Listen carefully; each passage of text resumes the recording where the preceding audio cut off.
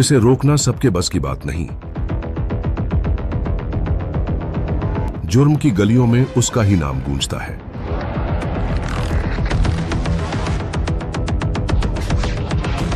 लेकिन जहां अंधेरा गहराता है,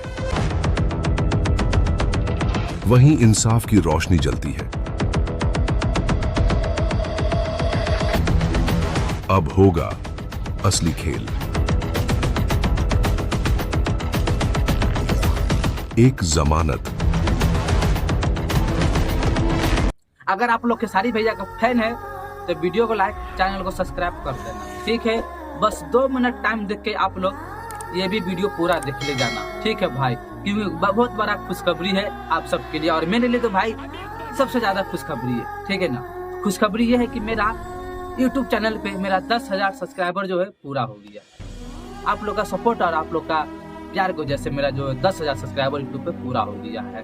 आप लोग सपोर्ट नहीं करते, शायद मेरा 10,000 सब्सक्राइबर जो है पूरा नहीं हो पाता, क्योंकि आप लोग का सपोर्ट और दुलार प्यार, मतलब कि जो भी बोले भाई, बहुत मिला है। आप लोग का सपोर्ट बहुत मिला है।